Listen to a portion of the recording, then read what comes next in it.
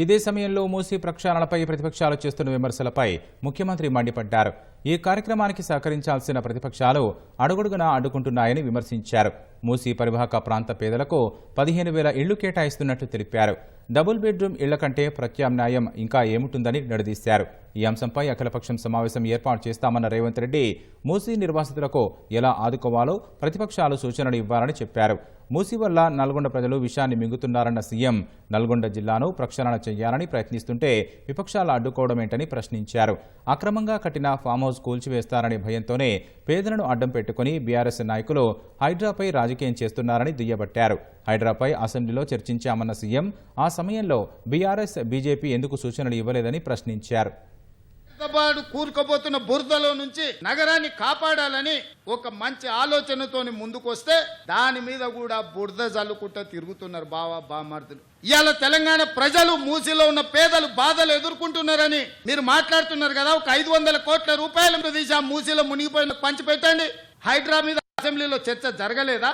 మీ తాత సొమ్ము మా తాత సొమ్ము ఇచ్చేది లేదు. ప్రజలు కట్టిన పన్నుల నుంచి పేదలకి ఇవాళ 12,000 మంది బఫర్ జోన్ లో లేకపోతే నదీ బెడ్డులో మూసీ పరివాహక ప్రాంతంలో ఉంటే 15,000 డబుల్ బెడ్రూమ్ ఇండ్లు ఇవాళ మనం కేటాయించడానికి నేను ఆదేశాలు ఇచ్చిన. మూసీ మురికిలో దోమలతోని కలుషితమైన నీళ్లతోని అక్కడ బతకలేని శవాలుగా జీవోత్సవాలుగా ఉన్న పేదవాళ్లకు ఆత్మ గౌరవంతో బ్రతకడానికి ఇల్లు ఇచ్చి ఇంటి ఖర్చులకు 25,000 ఇచ్చి మా అధికారులు అక్కడ ఉండి వాళ్ళని ఇంటి దగ్గర దిగబెడుతుంటే అభినందించాల్సింది పోయి అన్యాయంగా మాట్లాడుతున్నారు.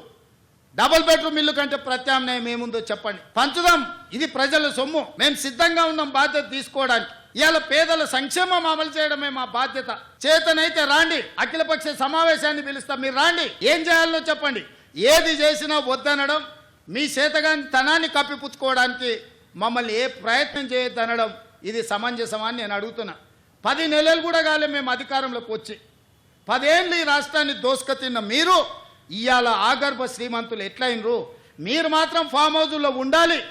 మీ ఫామ్ హౌజులను కాపాడుకోవడానికే కదా ఇవాళ వీళ్ళను ముసుగు దొడుకొని రక్షణ కవచంగా పెట్టుకొని పేదోళ్ళను పెట్టి కూలగొట్టొద్దు అంటారు. ఇవాళ ఇన్ని మాట్లాడుతున్న కేటీఆర్ జన్వాడలో నీకున్న ఫామ్ హౌజ్ అక్రమ నిర్మాణం కాదా? అది కూలగొట్టాలనా వద్దా నువ్వు చెప్పు. హరీష్ రావు అజీజ్ నగర్లో నీకున్న ఫామ్ హౌజ్ అక్రమమా కాదా? దాన్ని కూలగొట్టాలనా వద్దా చెప్పు. సబితమ్మ నీ 3 కొడుకుల పేర్ల మీద 3 ఫామ్ హౌజులు కట్టినావు కదా. నువ్వు సబితమ్మ లేక పేద అరుపులు అరవకమ్మా. నీకున్న ఫామ్ హౌజులు కూడా లెక్కలు ఉన్నాయి. కూలగొట్టాలనా లేదా సబితమ్మ? నువ్వు సలహా చెప్పు. మీకు వెనకంగా ఉన్న కేవీపీ రామచంద్రరావులై కూలగొట్టాలనా వద్దా చెప్పు.